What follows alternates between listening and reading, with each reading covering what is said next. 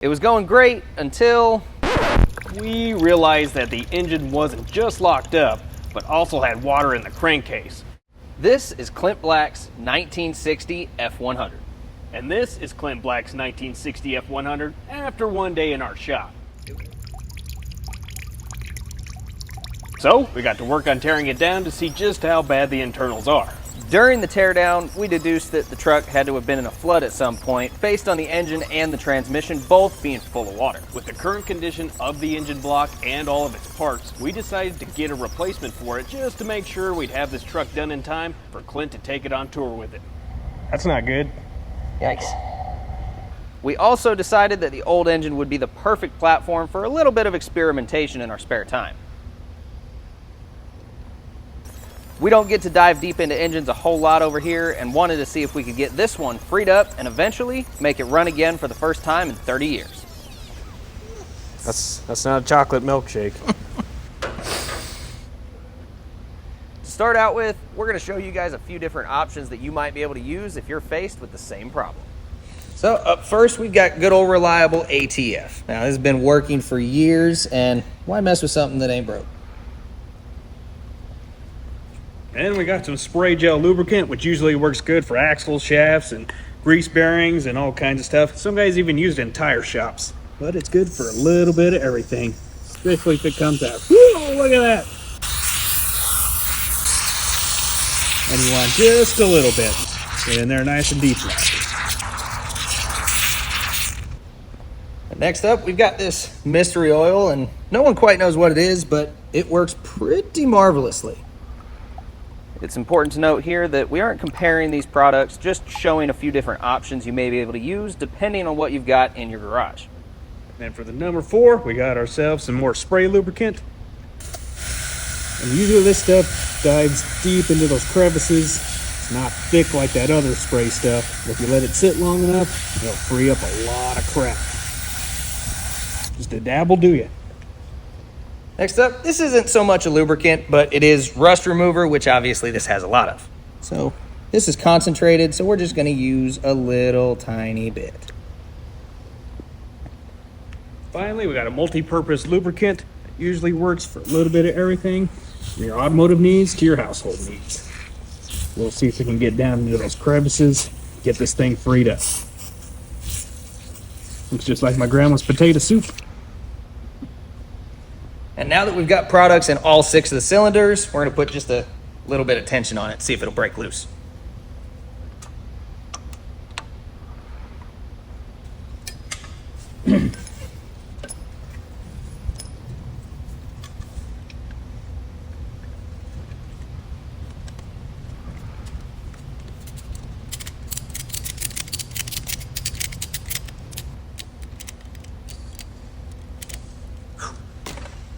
Hopefully that'll go somewhere. Now, it's been 2 days. We did have to readjust our breaker bar a little bit, but let's get into it and see what's going on with all of our products. So number 1, we've got ATF, and that has definitely loosened some stuff up. Number 2, we had gel lube, which I am not touching. Then our mystery oil in here is a little hard to see, but it's definitely loosened stuff up. We've got our regular old all-purpose lube, and that has not done a whole lot at all, actually. Number 5, we've got rust remover in here, and that is definitely removing some rust. This is almost black now. And lastly, we've got our penetrating oil, which has loosened up just about everything in here.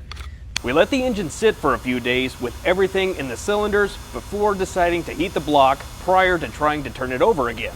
Now, doing this by hand was taking a while, so I rigged a little something up with one of our light stands, then did it again to be able to heat evenly from both sides. While heating the engine, we monitored the temperature inside the water jacket on the cylinder walls we could hit with the laser. Once it hit about 180 degrees, it was time to try again. Well, that didn't work. Unfortunately, the motor's still locked up. These are all the items that we've used up to this point. But we took some suggestions from you guys at home, so we're going to try a couple more things. Yeah, we have our new mixtures right here, so we're going to put those in all in order and check back in a few days to see if they work. First, we've got brake fluid and ATF.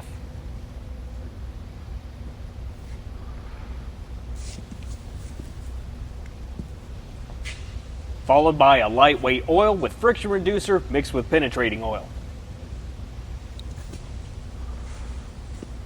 Now, some .3 and penetrating oil.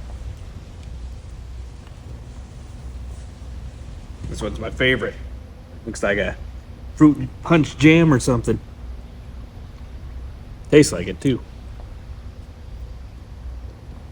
And this was the most requested, so we're going to put this in the worst looking cylinder. This is an acetone and ATF blend. Last but not least, multi-purpose lubricant and some penetrating oil.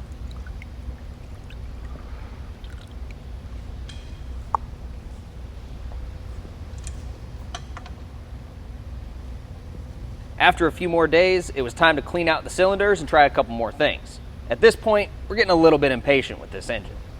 We're starting by shocking the pistons with an air hammer. Next, we pulled it off the stand and welded up a custom tool to try and turn it from the rear of the crank. 2 sockets welded onto a spare piece of pipe is what we came up with, but nothing. Back on the stand, we put longer bolts in and tried a pry bar. Still, no success. By now, we're tired of messing with this thing, so it's time to take the kid gloves off. I was really hoping it would actually work that time. Starting with the main caps and timing cover, we'll keep disassembling as far as we can with the pistons still stuck. We're still being a little cautious as we complete the teardown to try and save any parts that might be reusable. Some of the bolts are a little tighter than others, but little by little, everything came apart relatively easy, all things considered. With the crank out, it's hammer time. Air hammer time, that is. We know this is a little unorthodox, but we are determined to get these pistons out one way or another.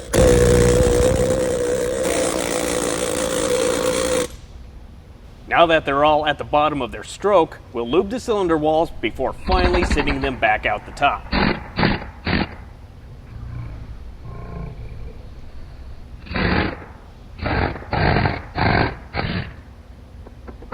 With the first piston out, it should be smooth hammering from here. Looking at this without rust and scale on the top, it says .040, which means this engine was bored 40 thousandths over at some point. Number 5 is a little stuck. We'll come back to that. Number 6 puts up no such fight and comes right on out.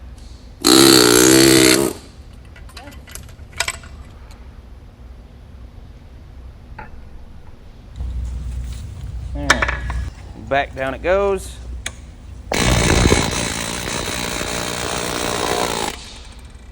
Got a lip on the cylinder wall. We can knock that down. Let's try this again.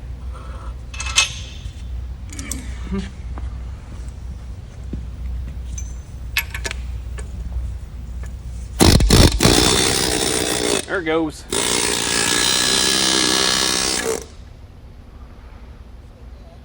Now, we got to figure out how to clean this thing.